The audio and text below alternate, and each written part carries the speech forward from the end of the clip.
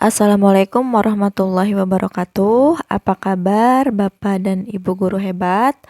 Pada video kali ini saya akan membahas mengenai prediksi untuk bocoran soal kompetensi teknis Sekolah Rakyat P3K tahun 2026. Langsung saja soal nomor 1. Saat bertugas di bagian pelayanan, saya ditempatkan di loket pengaduan yang terletak di lantai 1. Suatu hari datang seseorang yang merupakan difabel, meminta tolong untuk dibantu dalam proses kepengurusan administrasi yang lokasi loketnya terletak di lantai 2. Sikap saya, A. Mengarahkannya ke Satpam karena Satpam lebih mudah dimintai bantuan. B. Mengarahkannya ke loket yang seharusnya, yaitu loket administrasi yang berada di lantai 2, karena semua itu sudah sesuai dengan aturan yang berlaku. C. Memberi saran kepadanya bahwa sebaiknya dia membawa rekan atau saudara yang bisa membantu keperluannya. Dan D. Mencari rekan pengganti untuk loket yang saya jaga, kemudian membantunya untuk kepengurusan administrasi menuju lantai 2. Jawaban yang tepat untuk soal nomor 1 yaitu D. Untuk pembahasannya, sebagai petugas pelayanan, kita harus memberikan pelayanan yang ramah, inklusif, dan membantu masyarakat, terutama penyandang disabilitas yang membutuhkan bantuan. Di sini untuk pilihan D menunjukkan kepedulian, inisiatif, dan orientasi pelayanan dengan memastikan kebutuhan pemohon dapat terpenuhi tanpa mengabaikan tugas di loket. Soal nomor 2, Anda merupakan seorang karyawan pada sebuah perusahaan milik pemerintah yang bergerak dalam bidang telekomunikasi.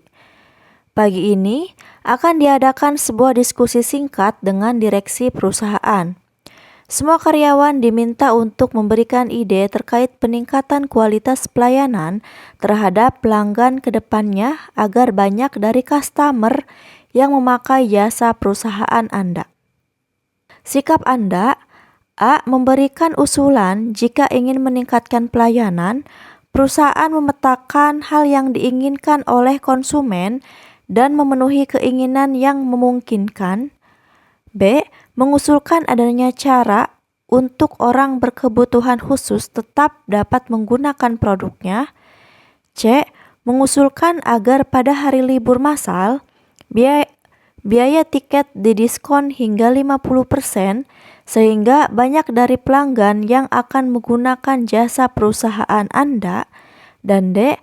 Memberikan usulan agar perusahaan menyediakan fasilitas bagi ibu hamil, menyusui, dan lansia ketika melakukan komplain keluhan.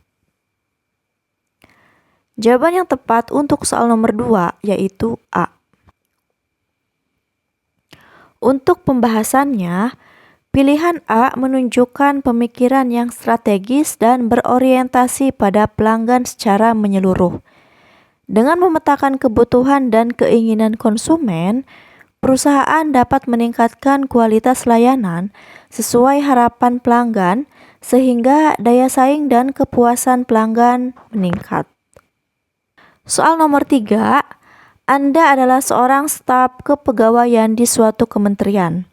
Setelah setahun Anda bekerja, Anda memperhatikan budaya kerja di organisasi Anda bahwa pimpinan selalu mencoba menerapkan inovasi-inovasi program baru dalam setiap pekerjaan.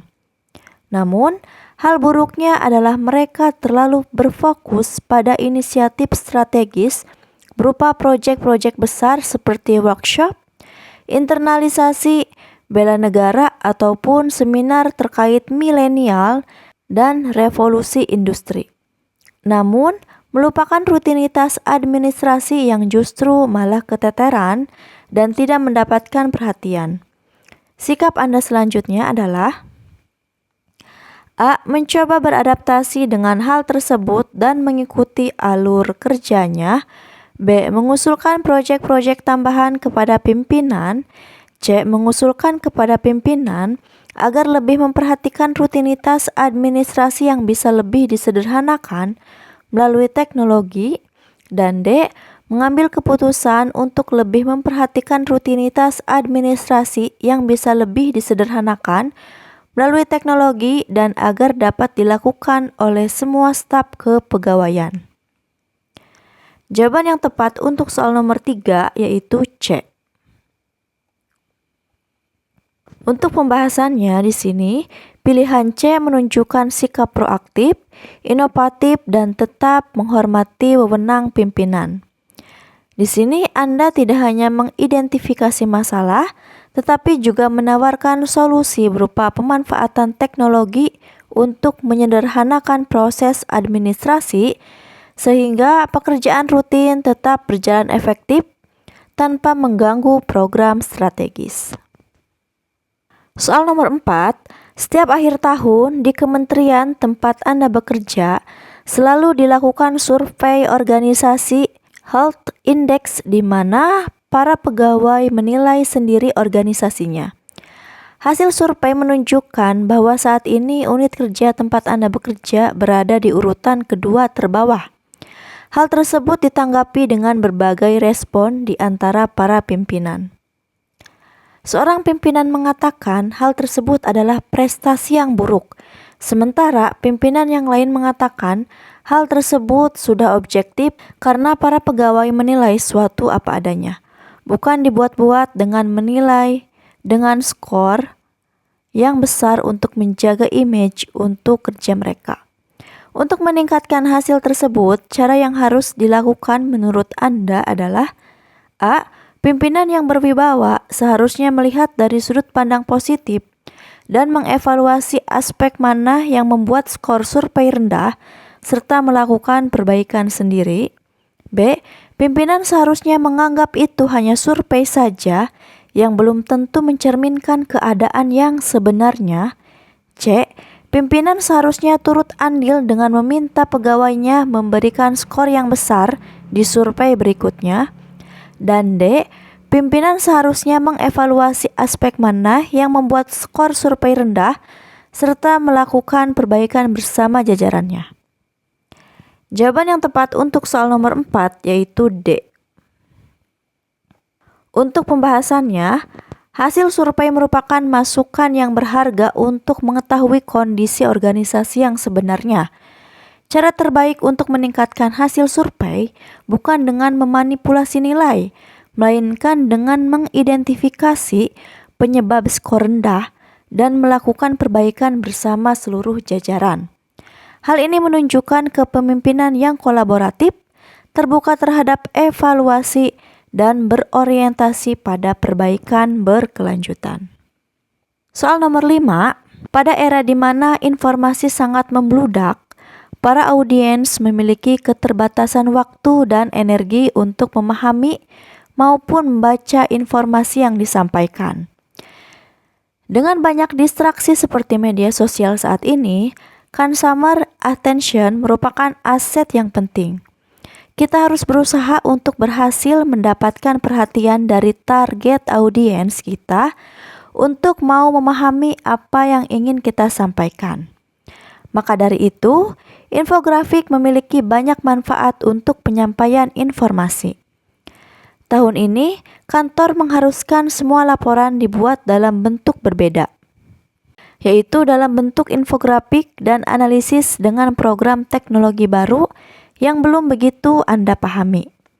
Yang Anda lakukan selanjutnya adalah A. Membuat dalam bentuk infografik dan analisis dengan program yang saya kuasai yang penting bisa dipahami. B. Meminta bantuan teman untuk mengajari Anda menguasai program teknologi baru tersebut dan membuat laporannya. C. Meminta bantuan teman untuk membuat laporan dengan program teknologi baru tersebut. Dan D. Membuat laporan dengan program yang Anda kuasai, lalu meminta bantuan teman untuk mengalihkannya ke dalam program baru. Jawaban yang tepat untuk soal nomor 5 yaitu B. Untuk pembahasannya di sini, pilihan B menunjukkan kemauan untuk belajar, beradaptasi dengan perusahaan, dan meningkatkan kompetensi diri. Ketika organisasi mengharuskan penggunaan teknologi baru, sikap yang tepat adalah berusaha menguasai dengan mencari bantuan atau belajar dari rekan yang lebih memahami, lalu mengerjakan tugas tersebut secara mandiri. Sekian video kali ini, semoga dapat bermanfaat. Jangan lupa like, komen, dan subscribe. Wassalamualaikum warahmatullahi wabarakatuh.